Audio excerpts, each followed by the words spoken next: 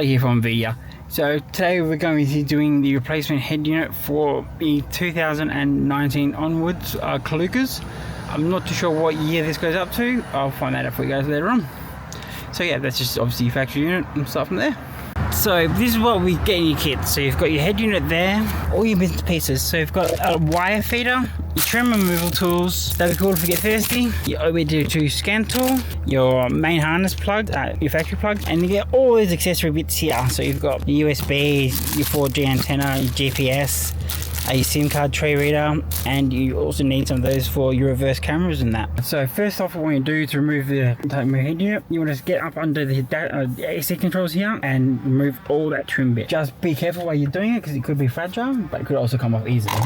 So just get your trim removal tools and just feel up under there where the gap is and just pry it out. Just up under this part here is where you get your tool. Be careful, you need a little bit of pressure to get it out, and then just fill it across. There we are, the ones or whatever, something like that. And just fill it across and just popping out your clips along the way, guys. When you've got all that off, be careful. You have obviously your plug for your air controls up under there as well. Top part up here, it's all stuck in like that. So you've got to pull down and out. Just be careful. And also be careful because you've got your aircon control plugs all there. So unplug that. It's just over here. Right, so once you've got all that undone, what you want to do is you want to take off this plastic trim here. So just again, gently, just careful, pop it off. You should be able to get the first bit off and then pop it off with your fingers. If not, just follow through with your trim tool. And there you go, that comes off just like that. Okay, so the next thing you want to do is you want to take off the air vents. So again, just be able to probably pry these up with your hands. There you go, a little bit of force with that.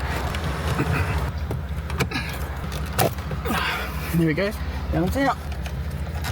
And there we go, guys. The next thing you want to do is you've got 4 screws. You've got bolts, sorry. You've got one up there, one there, and again, there's the 2 over on this side. So what you do is you want to go and unplug them, or unscrew them.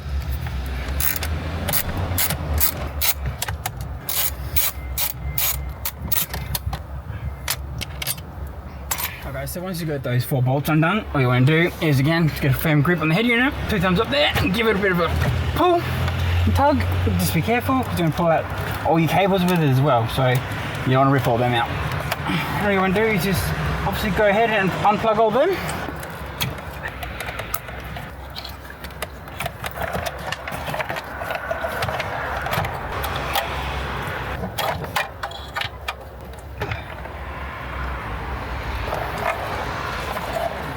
Old factory head unit is out, and there's the back of there with all the plugs go into where ours, all your factory ones are plugged into that as well.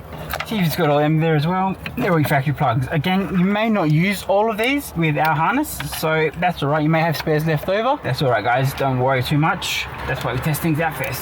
What you want to do is you want to go grab your main harness, all your plugs there. So this is the part that will go to the back of the head unit. I will show you that later. And these are the ones which will hook up to all these ones here. Most of them. Not all of them have to be hooked up, as I said before, but most of them should be hooked up, guys. They will only fit the one plug for it. So for example, you know, that one can't go into that one there. So just find the right ones for it, guys. Don't force them in because you may have the wrong one. It may look similar, but it may be the wrong one.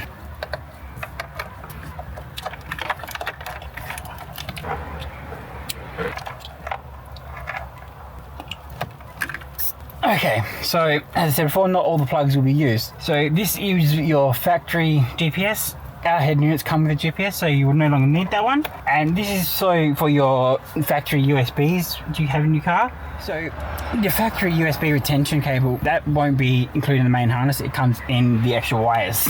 So what you do is you look for this grey plug here and then just slide it on. This one does take a bit of pressure to get on, but then you hear the click and they'll be fine. And then all you do is you plug that into one of the USBs coming off the back of the head unit, and then all your factory USBs will still work as well.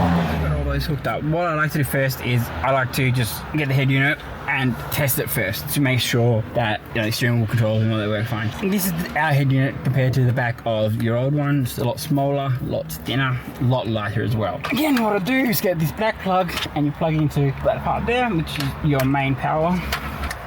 Just slide those back in there for a minute.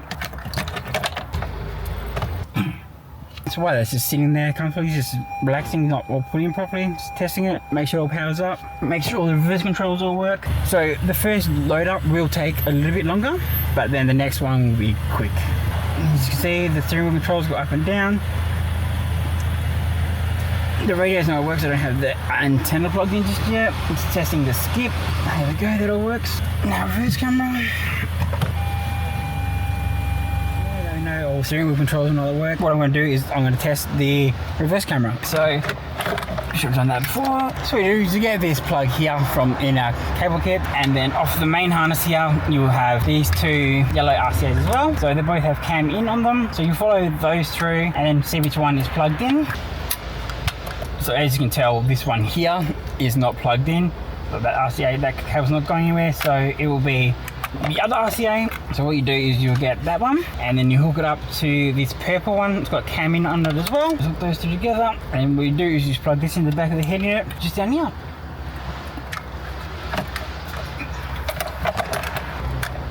And I'll just plug the antenna in while I'm there as well, so you can test the radio properly. Again, just put it back in there for a sec, or somewhere where it's easy and cozy for you.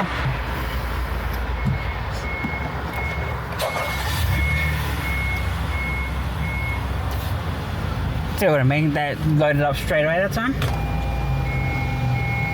Here guys, go, there's your reverse camera. Cool. Alright guys, so next up what we're going to do is we're going to hook up our GPS. So that's pretty simple. All you want to do is you want to find a spot up under there where there's going to be no metal, it's going to be safe, and it's got a clear view of the sky. So this is your GPS here. Got this little blue plug bit like that. That will just plug onto the back of that one, of the head unit there. You'll see it says GPS, and the other one's for your 4G, and that's for your antenna. So what we'll do is just find a safe spot for it somewhere up under there. So I put it right at the back here, so get a clear view. All you want to go do is then remove the sticky. There should be a little tab somewhere for it. So once you get that removed, what you can do is you want to go back to your spot you had, and you'll have pressure on there for about 10 to 15 seconds. Cool, so that should be right now. And with the 4G one, what you can do is just plug it in, and it can just sit there with the rest of the plugs. It doesn't have to be anywhere special. Just plug that in as such. That's right there, as I said before. And then same thing with GPS. So now we're coming to the USBs. So you have two in there in your kits. One will have two USB parts there and a microphone jack in case you want to use your microphone, which also comes. So what you want to do for now is you want to put, probably I would suggest chucking these ones, feeding them down and having them to your glove box, and then you use this one here to connect back up to this USB, which will retain all the original factory ones. So again, just find out which the plug goes in the back of the head unit, where it goes. So it's only again going one way, guys. Be careful not to force them in because you don't want to bend the pins and damage. Cool, just like that. And then you go back to this one, grab your camera plug as well, plug that back in, and then just plug your main power back in, antenna as well, don't forget those. And then what we're going to do is we're going to neatly tuck everything back up under there. I'm just going to put that there for now. Ooh. Get it back in there, just give it a bit of a squeeze and just line it all up properly, and that's all good. So then what you want to do is again just quickly test that before you close it all up to make sure everything is still all working. Again, that's going slow because we unplugged it and it's like booting up for the first time again. Cool, so just go test the radio. Oops. On the phone, get off. Perth's real alternative. Stereo controls work. Check your reverse camera again. Perfect. So yeah, what we want to do now is go put it all back in reverse to put it all back together.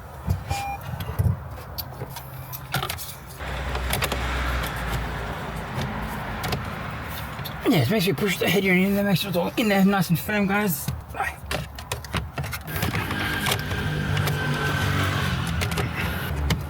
Alright guys, so once you've put it all back together, test it all out again, so you want to start putting it all back together, obviously in reverse.